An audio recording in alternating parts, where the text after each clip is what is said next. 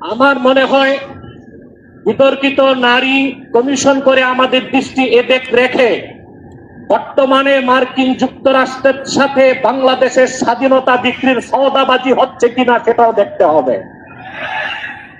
হেফাজতে ইসলাম বাংলাদেশ শুধু দাবি করবে না, সকল মাসলাকের মানুষের পূর্ণ সমর্থন হেফাজতের প্রতি আছে, কারণ হেফাজত হচ্ছে বাংলাদেশে সর্ববৃহৎ ইসলামী অরাজনৈতিক সংগঠন। আজ আমি এই জনতার পক্ষ থেকে, বাংলাদেশের কোটি কোটি মুসলমানের পক্ষ থেকে হেফাজতের সম্মানিত আমিরের কাছে বলবো, হেফাজত রাজনীতিতে যাবে না, কিন্তু রাজনীতি নিয়ন্ত্রণ করতে হবে। 53 বছরের ইতিহাস আমাদের কলঙ্কিত। আলেম ওলামা, পীর মাশায়েখ আর মাদ্রাসা ছাত্রদের পবিত্র রক্তে পা রেখে তারা ক্ষমতায় যায়, আর ক্ষমতায় যে ইসলাম ও মুসলমানকে চ্যালেঞ্জ করে। এ সুযোগ আর দেওয়া হবে না।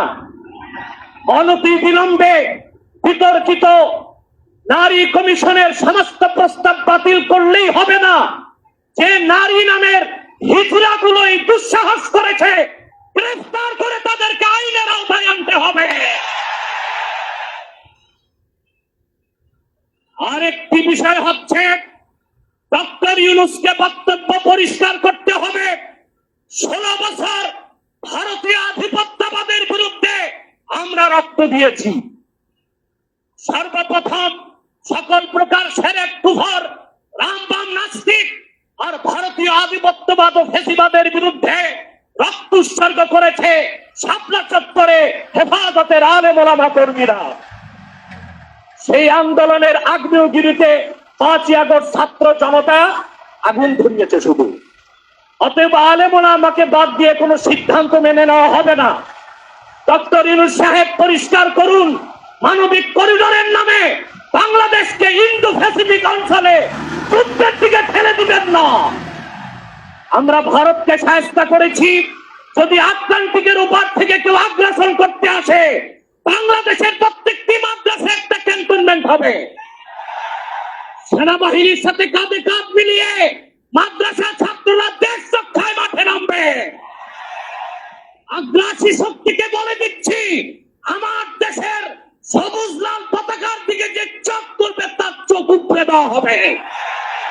আমার বাংলার কোন 1 ইঞ্চি মাটিতে আগ্রাসনের থাবা বসালে সেই কালো হাত ভেঙে দেওয়া হবে। বিদায় লগ্নে আরো 3টি দাবি আমাদের পক্ষ থেকে ব্লাসফেমি আইন করতে হবে। Freedom of expression, freedom of speech. তার স্বাধীনতার নামে ইসলাম বিরোধিতা যেই করবে তাকে আইনের আওতায় আনতে হবে। আমার দেশে অসংখ্য আলেম ওলামা, নিরীহ মানুষকে জঙ্গি তকমা দিয়ে কারাগারে রাখা হয়েছে। যদি বাবর সাহেব মুক্তি পায়, তাহলে যে সমস্ত আলেম ওলামা জঙ্গির মামলায় ভিতরে, তারা কেন মুক্তি পাবে না? তাদের মুক্তির আগে সংস্কার না, নির্বাচন হতে দেওয়া হবে না বাংলাদেশে।